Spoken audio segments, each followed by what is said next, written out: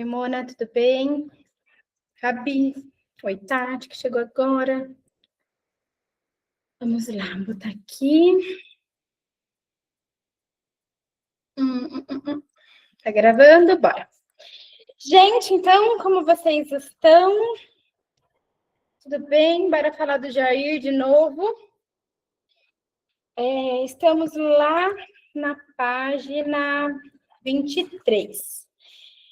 Então, retomando, a gente está falando do caso do Jair, que chegou para terapia para tentar entender o relacionamento dele lá com os funcionários, muito medo dos funcionários.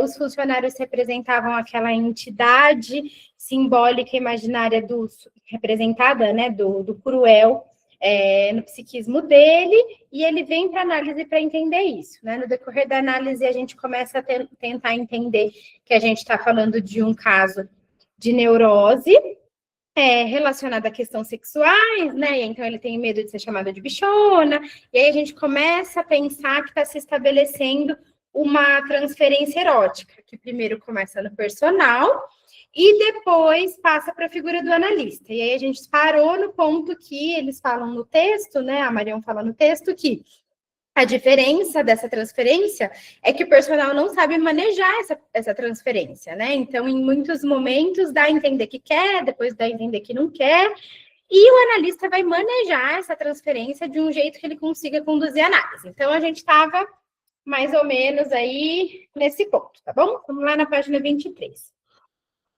Você lê só o último parágrafo para a gente não perder o finzinho da meada, né? Do que a gente estava lendo na semana passada. A Marion diz assim: nesse ponto, alguém pergunta, como é com um analista? E a pergunta procede. O analista pode ser visto como um personal da mente, e ambos, analista e personal, representam o mesmo objeto.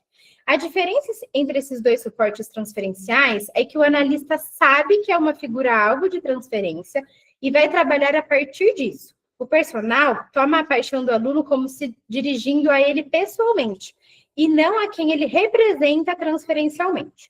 Contudo, de que serviria nesse momento dizer a Jair que o personal representa o analista? Não é melhor dar corda para ver quais são as historinhas envolvendo o personal? E aí é que ela fala, né? Pausa na discussão clínica para conversarmos um pouco sobre o personal enquanto objeto interno e externo. Essa é a ideia que considero a mais difícil de ser assimilada e usada na clínica pelos colegas em formação. Muitos têm a impressão de que o analista nega a vida real dos pacientes em favor do mundo interno. É uma crítica frequente, embora seja mais comum ignorar o mundo interno em favor da realidade. Aqui o que ela está dizendo é, por exemplo, quando a gente começa a atender uma pessoa e a gente começa a se perguntar, não sei se vocês já passaram por isso, se o que a pessoa está falando é real ou fantasia da cabeça dela? Não sei se vocês já tiveram essa dúvida, assim, né? Isso que ela está me falando é verdade ou não? Sabe quando o paciente vem contar umas histórias sem pé nem cabeça? Fala, nossa, mas isso não está me cheirando muito real, assim. Parece que, por exemplo, ela está falando de uma mãe, mas não sei se essa mãe faz tudo isso mesmo que ela está dizendo, por exemplo. Ou, nossa, ele fala de uma pessoa da família dele, mas, gente, será que é possível uma pessoa fazer tudo isso contra ele mesmo? Será que essa pessoa está realmente o perseguindo, né? E aí a gente fica com essa dúvida, o que é objeto interno e o que é objeto externo do paciente, tá? E aí aqui ela faz uma abordagem interessante, que eu achei muito, muito propícia da gente trabalhar e discutir, acho que a gente poderia ficar horas assim, só nessa página e na outra, né? Ela fala assim, ó, coube ao Winnicott formular a ideia de que para a psicanálise, um objeto qualquer não se situa ou na realidade interna ou na realidade externa.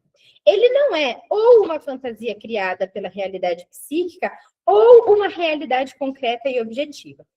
Paradoxalmente, o objeto se situa no espaço potencial entre dentro e fora.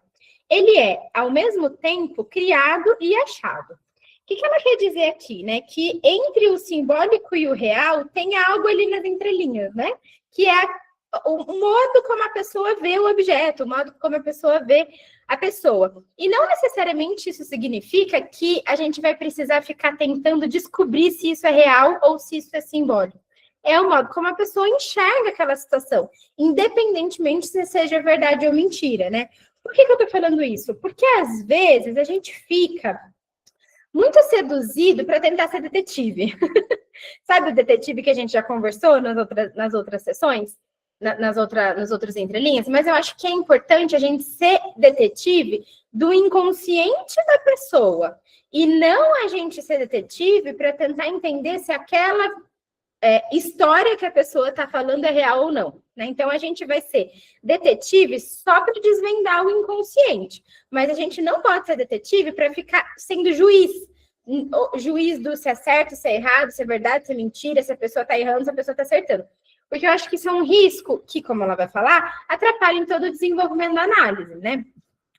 E quando ela fala que o objeto ele é criado e achado, porque é exatamente desses dois lugares. Criado porque vem de criação. Então, é uma criação da fantasia, né, aquele objeto. E achado porque vem de encontrado. Então, ele é, ao mesmo tempo, criado internamente, mas achado externamente. Por isso que, muitas vezes, o objeto de amor, de afeto do paciente, ele é interno e externo ao mesmo tempo. Da mesma forma que ele é real, que ele se constitui como objeto, ele também é simbólico e imaginário. Ficou claro isso para vocês? Acho que isso é interessante a gente pensar, né? Assim, como uma coisa é, ao mesmo tempo, duas, né? E por isso que é só a psicanálise que tem disso, né? Porque não é nada de lógico. Não é nada de 2 mais 2, né? É isso. É ao mesmo tempo que é externo, também é interno, né? Então, aqui a gente pensa assim, ó. Por exemplo, a gente poderia pensar. O personal dá bola mesmo para ele ou será que não? Será que é pira da cabeça dele ou não? A gente nunca vai saber. A gente nunca vai saber se o personal realmente ficava dando umas investidas, que ele ficava meio atônito, assim, querendo saber se dava ou não dava, às vezes ele achava que dava ou não. A gente nunca vai saber. Talvez o personal nem tenha, sei lá, ideia de que o Jair queria alguma coisa com ele. Talvez. E talvez ele realmente fazia essas investidas uma hora sim, uma hora não. Mas saber se é real ou não, não importa. Acho que o que importa é saber que para o Jair é real. Para o Jair é real e imaginário também, né? Para o Jair, isso existe, esse objeto existe. Então, a gente não precisa ficar achando muito se é real ou não, né? E aí ele fala, né? O Winnicott, né, esse autor, insiste na ideia de que o paradoxo não deve ser resolvido. É preciso tolerá-lo e trabalhar com ele, a partir dele. O maior exemplo de paradoxo a ser tolerado é a transferência. Já nos acostumamos com esse conceito, mas pensando bem, é totalmente bizarro. E aí, achei uma frase maravilhosa quando ela fala, né? O analista é uma pessoa real, que sente, pensa, reage e interage com o paciente. Ao mesmo tempo, é o representante de um objeto interno com 1000 características próprias que nos comprometemos a acolher quando aceitamos o paciente em análise. O analista é um objeto criado a partir da realidade interna do paciente e, ao mesmo tempo, encontrado com suas características próprias na realidade externa. Quando a gente lê isso aqui, não fica muito mais fácil entender a transferência?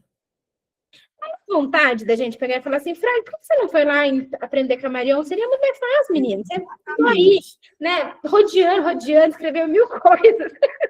E era só isso a gente entender, assim. Eu não sei se para vocês fica tão claro, assim, me falem se aí vocês estão conseguindo achar simples, mas daqui eu achei muito simples entender isso, assim, como que a gente pode ser para o paciente ao mesmo tempo que simbólico e real, né? Então, vou dar um exemplo, depois já te deixo falar, Ita.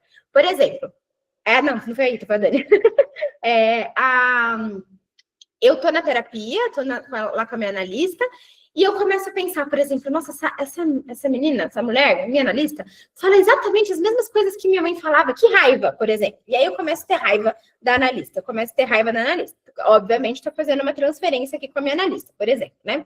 Então, é interessante pensar, né, que nesse exemplo que eu dei, a analista é uma pessoa real, que sente, pensa e reage e interage com o paciente. Então, ela está falando uma frase, um ditado da história dela, do que ela é enquanto pessoa, às vezes um jeito de falar, um jeito de se expressar, uma piada, uma brincadeira. Isso aí não é da história de vida, por exemplo, lá da mãe da paciente, que ela não gosta, é da história de vida da analista, né? Ela veio com esses jargões, com essas expressões. Ocorre que a paciente que está lá deu de cruzar e falar, cara, ela fala exatamente igual a minha mãe, ela faz exatamente o mesmo comentário, o mesmo ponto que ela fala que eu preciso melhorar aqui na minha analista, a minha mãe também fala, que raiva, vou deixar a terapia porque eu não consigo suportar, eu não consigo tolerar isso, então eu vou embora. Então, é exatamente isso, né? Ao mesmo tempo que a analista é uma pessoa própria, ela é o representante de um objeto interno, ou seja, dessa mãe, com 1000 características próprias que nos comprometemos a acolher quando aceitamos o paciente em análise. E aí, ambos têm que se comprometer e aceitar, né? Tanto a analista tem que bancar isso, então, assim, eu, enquanto analista, tenho que bancar, que o paciente vai me colocar sempre em algum lugar, a gente precisa descobrir que lugar é esse. E o paciente, muitas vezes, num processo de análise, né, não que ele consiga entender isso conscientemente, mas ao longo do processo, com muito tempo de terapia, o paciente começa a entender que ele também tem que tolerar quem é o analista, suportar quem é o analista e quem esse analista representa para ele, né? Então, achei muito interessante, muito fácil, assim, a gente conseguir entender um pouquinho da transparência a partir desse exemplo. Fale, Dani. Eu achei muito interessante. Falei, nossa, enfim, eu acho que eu entendi por completo o que é a transferência agora, né? Até que, enfim, explicar de uma forma bem mais fácil, assim, de entender. E o quanto que, às vezes, para a gente é difícil, enquanto terapeuta, psicólogo, enfim, a gente está nesse papel de transferência, a gente aceitar realmente aquilo que o paciente está, aquela figura que o paciente está nos colocando, né? Mas se a gente se permite, nossa, o processo terapêutico, assim, começa a voar, assim. Sim, sim. E uma coisa que ela falou aqui embaixo que eu achei fez muito sentido também, que a gente é paga para isso. A gente é paga para tolerar o lugar que o paciente nos coloca. Esse talvez seja o trabalho que o paciente nos dá. Trabalho no sentido que dá trabalho mesmo a gente ficar em alguns lugares, e no sentido de trabalho de remuneração mesmo, né? Então, assim, o paciente nos paga para que a gente fique em algum lugar simbólico dele.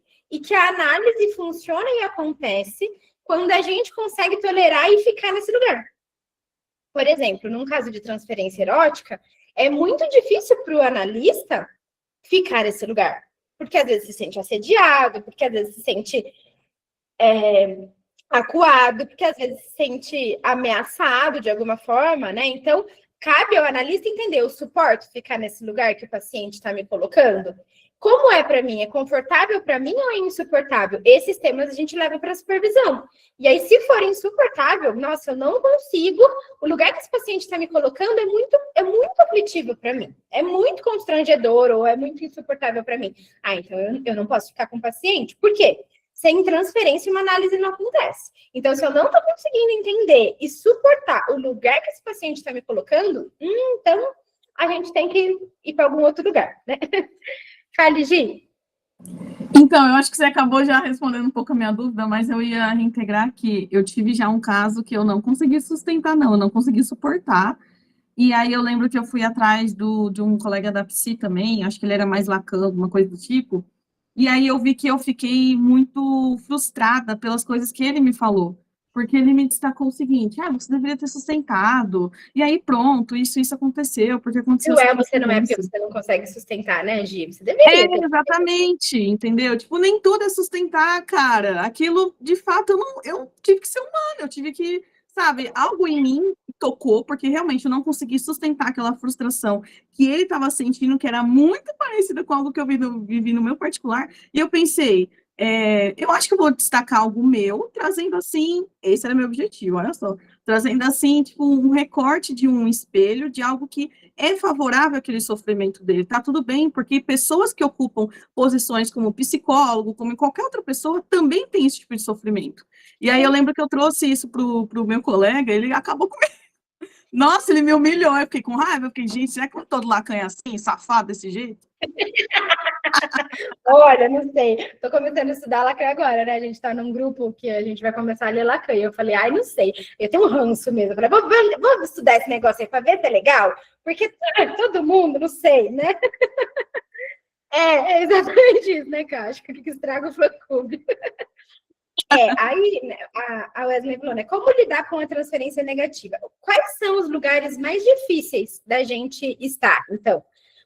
E aí a teoria responde, né? Que é a transferência negativa, e transferência erótica. Nessas duas transferências, a gente precisa, o grande foco, a nossa estratégia é a gente pensar assim, como é que eu faço para pegar essa transferência aqui e passar para positiva, né? Entendendo que a análise acontece de uma maneira mais fluida, de uma maneira mais leve, de uma maneira mais harmônica, quando a gente está no terreno da transferência positiva. Quando a transferência positiva... Vamos pensar que a transferência positiva é a zona verde, assim.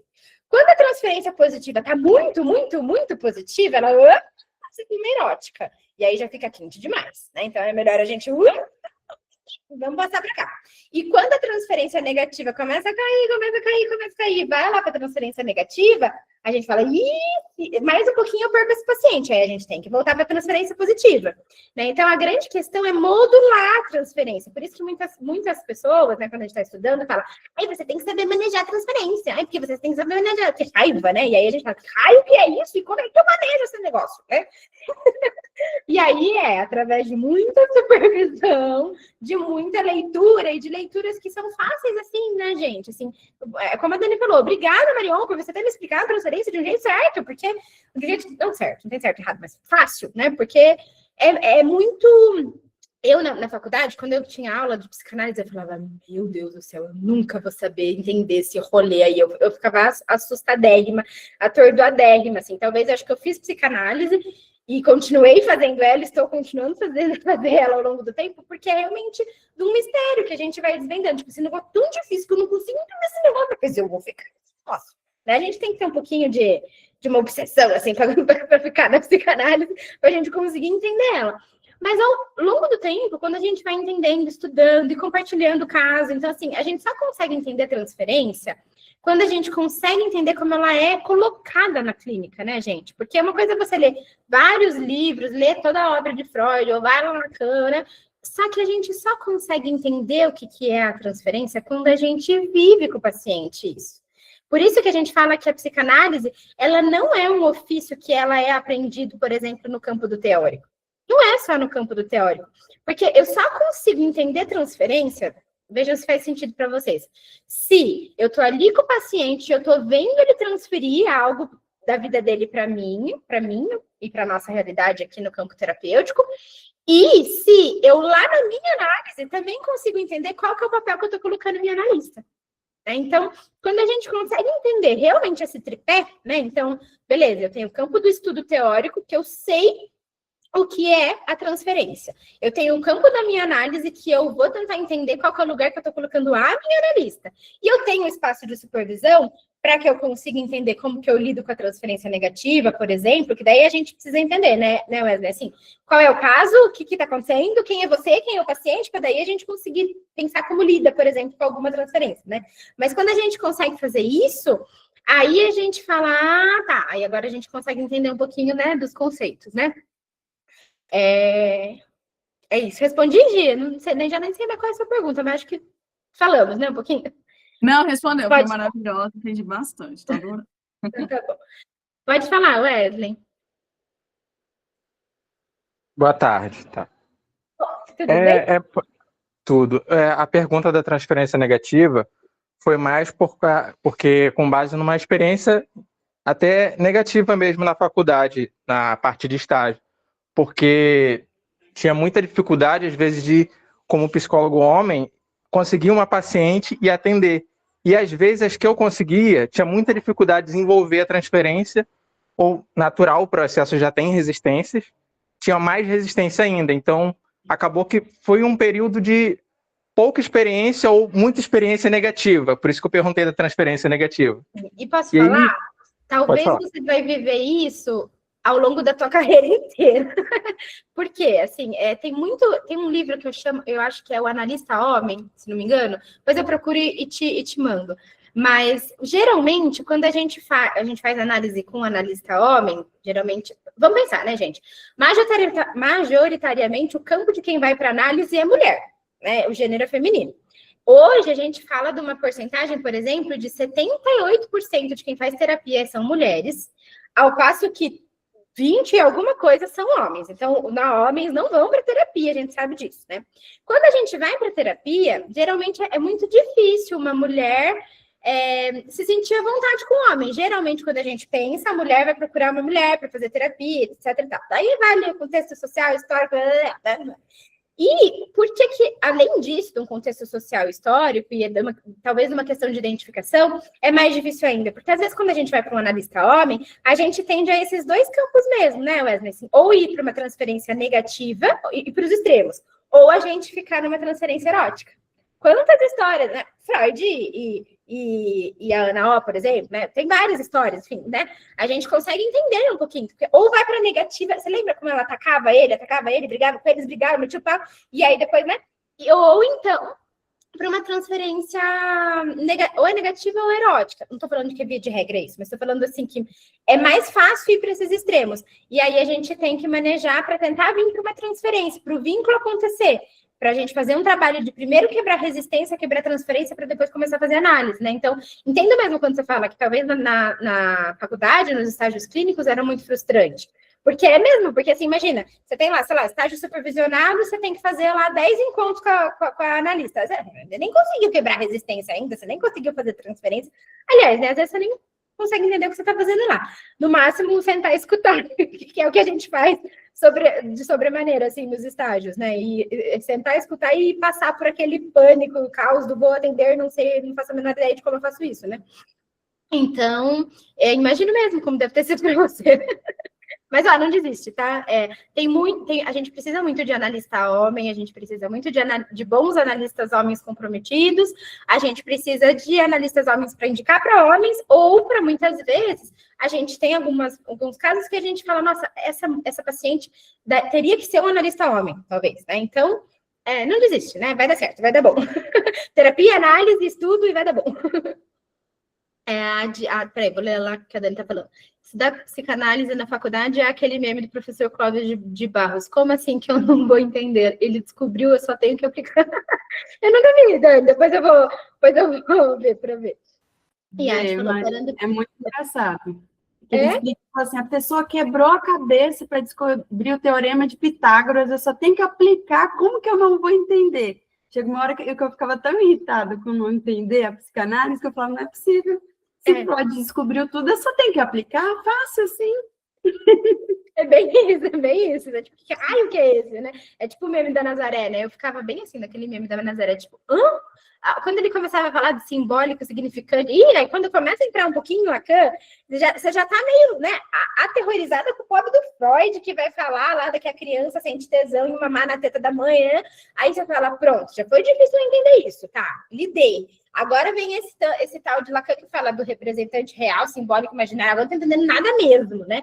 Então aí fica bonito, assim. Aí a gente acha que continua na psicanálise, porque na verdade a gente sai traumatizado da faculdade, porque, né, sobremaneira a teoria da psicanálise na faculdade é meio e depois a gente continua, porque eu acho que a gente tem um quesinho de insistente aí, de tentar desvendar o mistério, e a gente continua e vai dando bom, né?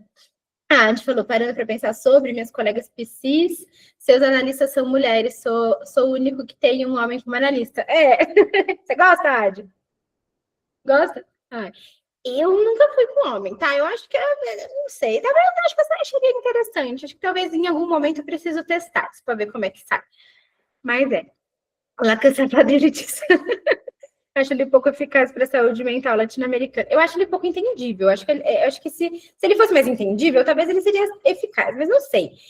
Também a gente não pode saber muito, porque eu também sou do seguinte rolê, que você só pode criticar ao fundo alguma coisa quando você se conhece, né? Como eu ainda não conheço ele assim, com tanto sabor, a gente fica no achismo, no preconceito mesmo. Daqui a pouco a gente chega nele lá, por enquanto vamos no Freud e na Marion, que tá dando bom, né? Mas é isso. A gente estava, então, falando que o analista representa esses dois campos, né? O analista é um objeto criado achado, criado a partir da realidade interna do paciente e, ao mesmo tempo, encontrado com suas características próprias na realidade externa. E aí, né, fiquei pensando assim, é importante a gente pensar assim, com quem eu estou falando, né? O paciente se pergunta, né? E aí, a gente tentar entender essa relação para que a gente consiga pensar na visão que ele está tendo também, né? Não só quem eu estou sendo para ele, mas quem ele acha que eu estou sendo para ele. Aí, não sei se ficou muito longe, mas eu sempre fico pensando, quem ele acha ele acha que tá falando com quem, né? Será que ele entende isso ou será que ele não entende? O que eu acho que é muito curioso, assim, pessoas que estão num processo de análise mais avançado, paciente que inclusive começa a se interessar pela psicanálise, não sei se vocês têm, assim, pacientes assim, eles começam a dizer, isso é transferência, né? Isso você falar, né? Isso é projeção, não é? E eles ficam tudo felizes, assim, quando eles entendem conceitos, e acho que aí a gente vai tentando encontrar um lugar, assim, de que eles vão tentando compreender aquilo que a gente está fazendo, aquilo que a gente está manejando, eu acho bem interessante. Assim, eu particularmente gosto bastante de pacientes que conseguem entender um pouquinho de psicanálise. Às vezes eles fazem umas perguntas cabeludas, né? Tipo, a gente fala, opa, calma aí, amiga. Mas, no real, eu gosto bastante, né? Mas, continuando. 1000 anos atrás, o colega Otávio Salles usou o seguinte exemplo sobre tolerar o paradoxo da transferência. Se o paciente diz que você tem um primo paraguaio, então você tem um primo paraguaio. Não vamos confirmar nem desmentir essa informação. Dizer a ele, você está enganado, eu não tenho um primo paraguaio. É recusar a transferência quando somos pagos para colhê-la. Vamos trabalhar aceitando ter um primo paraguaio, pois, se não fizermos isso, não chegaremos a entender o que isso significa para essa paciente. Ou seja, sem isso, não há análise. Eu lembro de uma vez que uma paciente chegou aqui e falou assim, ai, aquele dia você estava em Tananã, né? Eu te vi, nossa, foi muito especial para mim saber que você também frequenta esse lugar. Aí eu, não estava lá, não. Não frequenta esse lugar, não. Nunca fui, e nem gosto de ninguém nesse lugar que você está falando. Mas ela tinha certeza absoluta que ela me viu. Eu falei, aí eu devo ter feito, obviamente, porque nas minhas expressões, assim, que eu preciso às vezes me conter, fazer cara de caneca, eu não consigo tanto. Eu devo ter feito não, assim, sabe? E aí ela falou, claro que tava, você até a roupa que você tava. E ela começou a descrever minha roupa simbólica e imaginária para ela. E eu não tenho aquela roupa, eu não estava naquele lugar, e eu me deu uma vontade muito grande de falar, não era eu, mas aí eu entendi o que estava acontecendo ali, eu falei, é verdade, né? Que bom. E aí a gente precisa entrar isso e entender, né? Por que para ela era tão interessante e especial eu estar naquele lugar. Talvez porque aquilo dizia sobre uma identificação, né? De se você está nesse lugar e eu também frequento esse lugar, logo você conhece meu mundo, logo você sabe do que eu passo, logo é importante para mim e uma validação de que eu estou num espaço seguro, num lugar seguro, né? E então, é isso, né? Se o paciente fala que você tem um primo paraguaio, você tem, e vai tentar entender por que é importante para ele essa informação, né? Jogar o jogo, isso mesmo, né? Precisa fazer crítica de paisagem nessa área. Às vezes, sim, né? Só que, às vezes, a gente não consegue entender muito bem isso. A gente fica aí discutindo com o paciente, não era eu, né? É isso, o paciente te coloca da posição que ele quer. Então, por exemplo, às vezes, quando os pacientes falam assim, começa um assunto muito atravessado aqui na clínica, aí que os pacientes começam a perguntar assim, eu não sei qual que é a sua religião, mas, e essa pergunta, eu não sei qual que é a sua religião, tá cheio de, me conta, pelo amor de Deus, qual que é a sua religião, para eu saber se eu posso falar que eu fui, sei lá, na missa, na macumba, no terreiro, no centro espírita, e aí, a gente não pode falar, porque ali, naquele lugar, a gente não tem religião, eu posso amar, né? Ir no centro de Umbanda, eu posso amar ir no culto evangélico, eu posso amar ir no centro espírita, mas para o paciente eu tenho a religião do paciente. Aí, às vezes, eles me perguntam, porque às vezes eles falam, mas qual é a sua religião? Aí eu falo a religião que ele tem. Eu tenho a sua religião. Aqui no consultório tem a sua religião. Então, é importante que a gente consiga entender isso, né? Porque às vezes eles nos pregam peças, assim, querendo saber coisas da nossa vida. E assim, não dá pra gente não emitir sinais. Por exemplo, quando a gente fica grávida, a gente conta sobre a gente... Quando uma analista fica grávida, né, ela conta que ela transa, ela é casada, às vezes, se ela usa aliança, ela faz isso, ela tem filho, se ela precisa ser ausentada do consultório porque o filho ficou internado, ela fala para o paciente que a prioridade na vida dela é o filho, não o paciente. Então, assim, a gente sempre conta quem a gente é através de alguma questão. Tem coisa que não dá para escapar, né? Não dá pra gente, sei lá, não atender de aliança só para eu não contar que eu sou casada. Sim, sou casada. Mas tem coisa que a gente precisa ir na realidade deixar o paciente fantasiar sobre nós. E tá tudo certo. E naquele dia eu tava lá naquele lugar e ninguém me disse que eu não tava lá. Estava assim, ó. A Tati falou, já aconteceu comigo. Até que ela me perguntou se eu acreditava em Deus. A Dani falou, a minha descobriu me vendo no show católico. É isso, né? Às vezes a gente escapa, as pessoas começam a isso eu estava anotado para falar lá no capítulo, no parágrafo mais para baixo da página, mas às vezes é isso escapa. E aí aquilo que era só fantasia, o paciente descobre por alguma maneira. Ou porque frequenta o mesmo show, ou porque a cidade é pequena, ou porque a gente, sei lá, estava entrando em algum lugar e falou, isso aqui denuncia quem eu sou. E vocês conseguem entender por que isso é tão desconfortável? Não sei se para vocês é desconfortável. Assim, para mim, em alguns lugares, se eu for vista enquanto pessoa, tudo bem, mas enquanto analista, não é legal, né? A pessoa me vê aqui no mesmo lugar, porque é isso, porque denuncia quem a gente é e rompe esse efeito da fantasia do simbólico imaginário, né? Pode falar, Ita. Não veio agora em mente, assim, ano de eleição também é uma coisa, do jeito que nosso país está, é uma coisa muito complicada, porque Sim. parece que as pessoas ficam tentando de alguma forma, tirar de você quem você vota ou que lado que você está, como se de repente você também tivesse que estar em algum lado, né?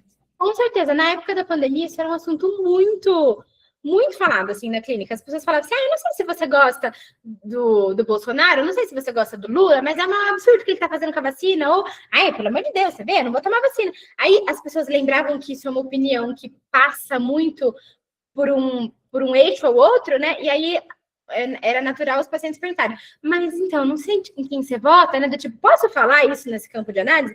E pode, gente, óbvio que pode. Você pode ser da super extrema direita, mas você não pode criticar o paciente da extrema esquerda ou mostrar que você tem opinião contrária.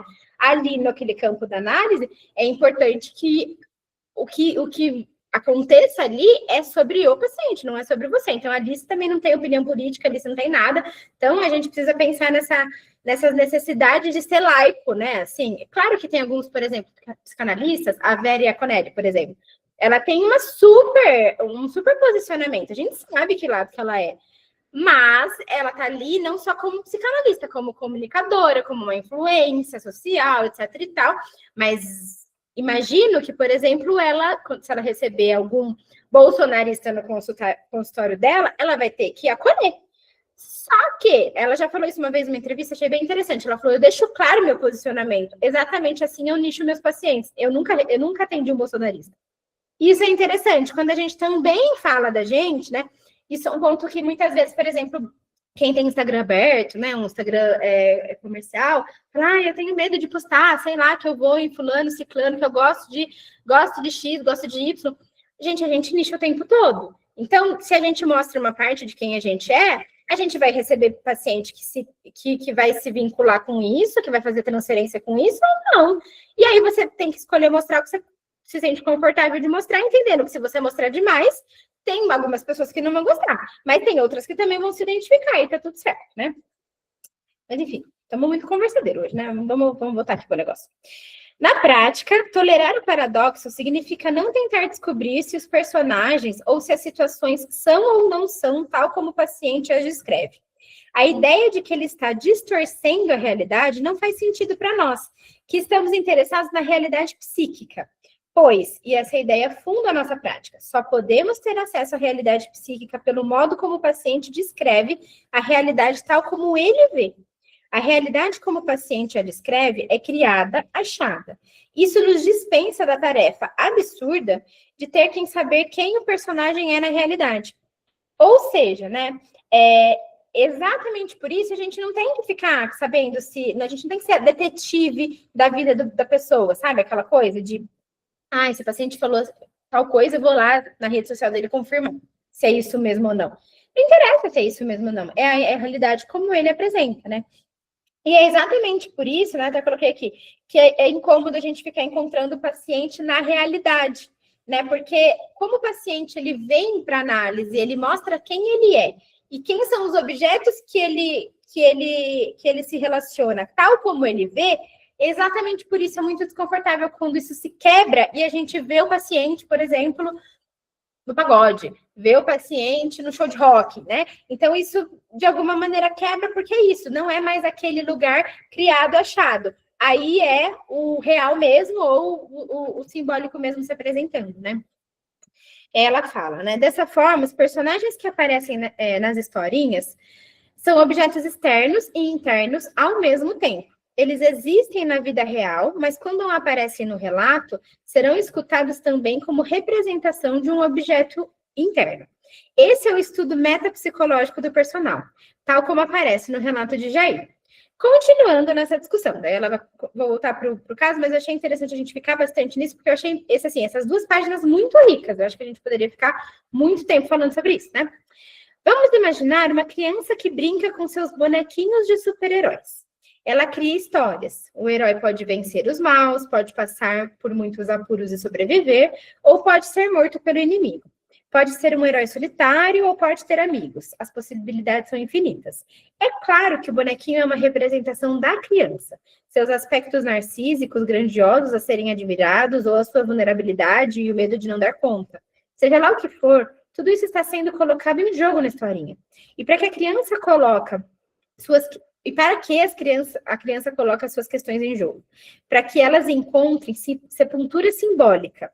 Que bela expressão de Roussillon. Isto é, para que possam ser simbolizadas, integradas e assim possam descansar em paz. Enfim, o passado ficará no passado para que a pessoa possa seguir em frente. Vida que segue. O que ela está falando de sepultura simbólica, ela fala de uma maneira mais aprofundada no primeiro livro. Ela diz sobre as nossas dificuldades, os nossos traumas, eles serem grandes fantasmas na nossa vida. E que a ideia é que a gente destine os fantasmas para uma sepultura simbólica. Então, que a gente fale, sabe, tipo, siga seu caminho, vai, sabe, assim, exatamente assim. Então, ela fala sobre o trauma ser uma grande entidade que fica como uma alma penada, uma alma assombrada que nos assombra, e que muito do trabalho da análise é que a gente consiga enterrar essa alma penada que fica vagando por aí.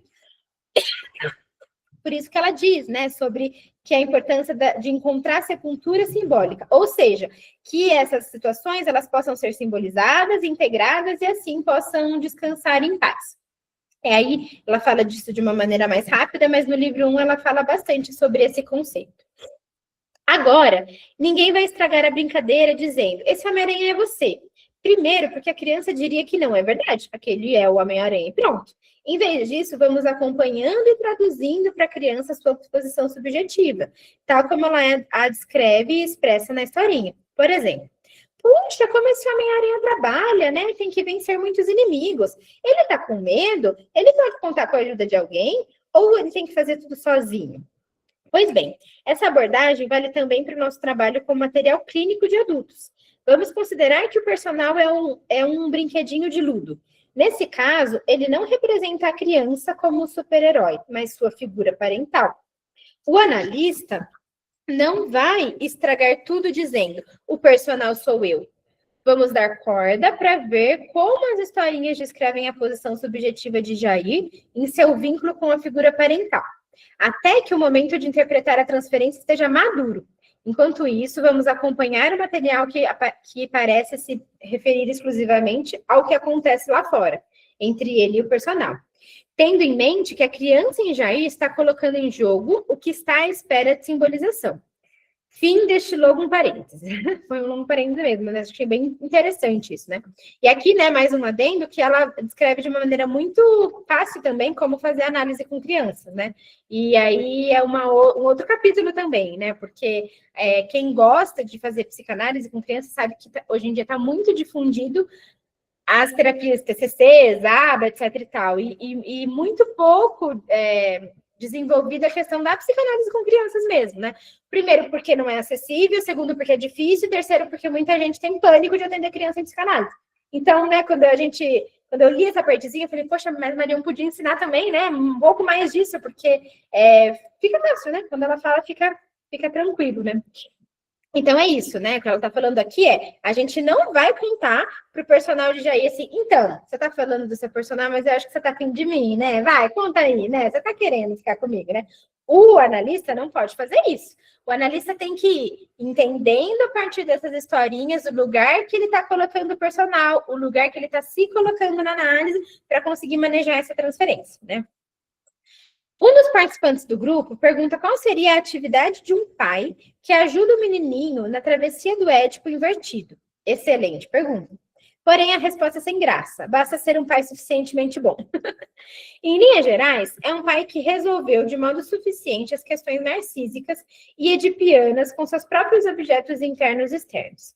Idealmente, não faz um uso narcísico da criança e consegue equilibrar o namoro necessário com limites claros. Não se defende rechaçado, angustiado as investidas amorosas do filho. Nem passa do ponto numa atuação incestuosa. O mesmo vale para o analista. Ele acolhe a transferência, como acolhe a afirmação de que tem um primo paraguaio, sem gratificar nem rejeitar o paciente.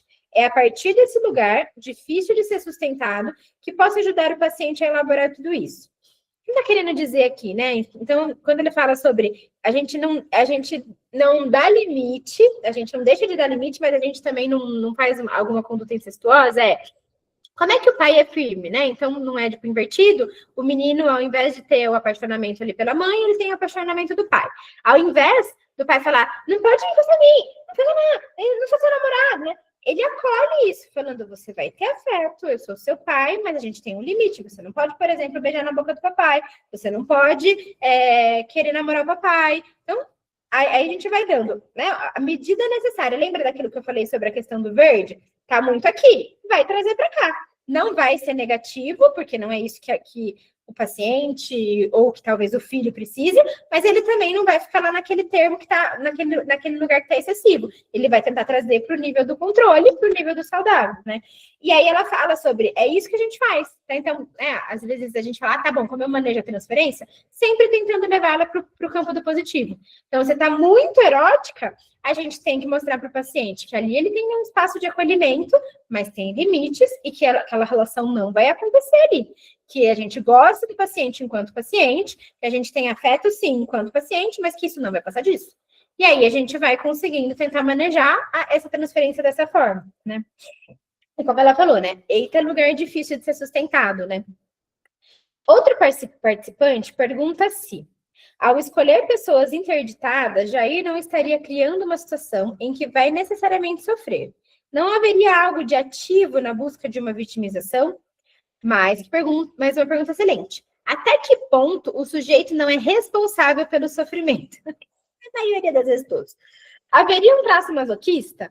Costumo dar duas respostas a essa pergunta. A primeira é que o termo responsável supõe um sujeito em condições de fazer escolhas. Se escolho fumar, tenho que saber que posso ter um câncer de pulmão relacionado ao tabagismo. Porém, se é uma compulsão, adição, então é algo que não consigo controlar. É mais forte do que eu, porque estou sendo agido por forças inconscientes. A dependência, qualquer dependência, é apenas um sintoma de um buraco que é mais embaixo. Obviamente, posso vir a ter um câncer, mas não seria justo nem correto, do ponto de vista metapsicológico, dizer que adoeci porque eu quis. Fumei por opção, escolhi fumar, etc e tal, né? Ou, por exemplo, no campo da clínica, quando a gente vai avaliar alguém que está num relacionamento tóxico e fala assim, mas a pessoa fica porque quer. É só separar. Mas ela escolheu essa vida, ela escolheu esse marido. Tá. E a gente escolhe conscientemente. Quem é que diz que a gente escolhe conscientemente? Se fosse fácil, né? Mas, de alguma maneira, a gente sempre está escolhendo, né? Não desse jeito consciente, mas de um jeito inconsciente, né? Não seria justo dizer que sou masoquista ou autodestrutiva, pois, para aguentar a angústia que provém de um traumático não simbolizado, fumar ainda foi a melhor solução que encontrei. O fato de que vou morrer não altera em nada esse fato. Não tive alternativa a não ser recorrer a uma defesa possível, mesmo que ela acabe me matando. E aqui, gente, depois que eu ouvi essa frase, eu nunca mais esqueci, assim, de o que é o sintoma. O sintoma é o melhor que o paciente fez com a sua história para sobreviver. Mas eu tenho depressão. Foi o melhor que ele conseguiu fazer para sobreviver. Mas eu tenho toque. Foi o melhor que ele conseguiu fazer para sobreviver. O sintoma é sempre uma ferramenta de sobrevivência. Eu crio o sintoma para que eu não me despedace, para que meu ego não desintegre. Então, eu crio qualquer sintoma. E aí, o que a gente vai colocar? O que você quiser. Ansiedade, toque, depressão, compulsão, sei lá o quê. Enfim, o que você quiser inventar. O sintoma é o melhor que o paciente conseguiu fazer para sobreviver. Porque é isso, ele não escolhe conscientemente, não escolhe sua história, não escolhe de onde veio, também não escolhe o sintoma. É o melhor que ele pode fazer, né? De modo que ser responsável por seu sofrimento supõe que o sujeito tenha autonomia em relação ao seu objeto interno. Mas o sofrimento psíquico é causado justamente pela falta de autonomia. Respondendo à colega, Jair não se apaixona por vários homens interditados por escolha, mas por falta de escolha. Ele está submetido à compulsão à repetição. E esta, não vamos nos esquecer, se perpetua enquanto o material psíquico não for elaborado e integrado. A segunda resposta à excelente pergunta do colega é um esclarecimento sobre o que significa escuta analítica. Ninguém vai negar que o paciente existe, é hétero e Jair sofre porque está apaixonado e provavelmente não vai rolar um romance. Como vimos, no entanto, quando ele me conta essa historinha em sessão, o personal é um objeto interno e externo. Vou escutá-la como representação de uma situação edipiana encalacrada. Por meio dessa historinha, o paciente está me apresentando, mostrando, contando, revelando, expressando algo do sofrimento psíquico vivido na relação com a figura paterna, que ainda está em busca de elaboração e de integração. Quando isso for possível, ele vai conquistar autonomia em relação ao objeto interno e tornar-se capaz de fazer escolhas não sintomáticas. Serão escolhas no sentido forte do termo. E aí sim, ele será responsável por elas. Tá? Então, o que ela diz aqui? Quando você consegue entender sua história, elaborar seus traumas e consegue despachar esses fantasmas para as sepulturas simbólicas que a gente faz, aí sim você vai conseguir fazer uma escolha consciente. Sabe aquela frase, né, que enquanto você não desvendar o inconsciente, ele vai te guiar e você vai chamar isso de destino? É isso. Enquanto você não se conhece, você está num caminho só levado pelo inconsciente. A partir do momento que a gente consegue entender e conhecer a nossa história, aí sim a gente pode falar que a gente que a gente pode fazer escolhas, né? Sabendo que nem sempre a gente consegue fazer completo, né? Vamos lembrar lá do Freud que ele fala, né? O eu não é senhor dessa morada, né? Que mesmo que a gente seja muito consciente, com muitos anos de análise, vez ou outra a gente fala assim, ai, não acredito que eu tô repetindo isso, que eu tô aqui, que eu paguei essa sessão com o meu analista, que eu faço há 15 anos, e eu tô falando do mesmo tema, do mesmo ponto, da mesma escolha, né? É isso, o Senhor não é dessa própria casa, o eu não é o Senhor dessa própria casa, uma coisa assim, é isso mesmo. Então é isso, né? Então as escolhas, elas são conscientes, pero não útil, né? E é isso, gente, acho que aqui a gente encerra por hoje. Me falem se fez sentido para vocês, se agregou alguma coisa. Eu achei, assim, são 5 pagininhas, mas eu queria, assim, guardar elas num potinho, porque eu acho que foi muito especial.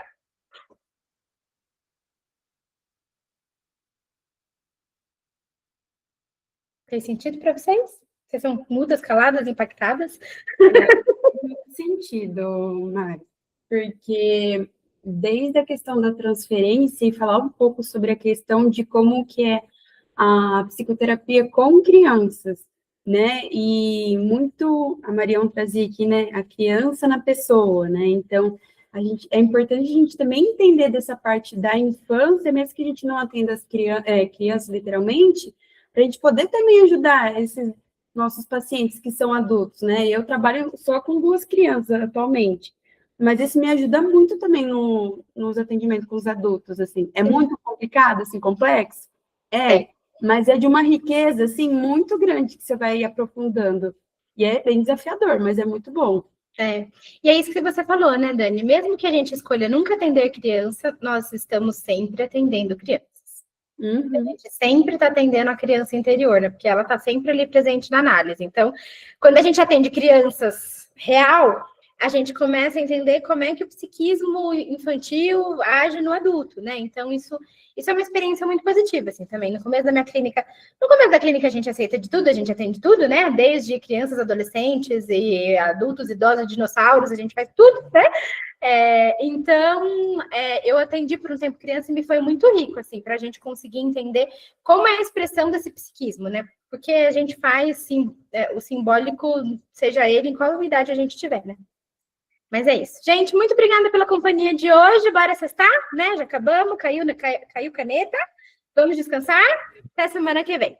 Beijo. Tchau, gente.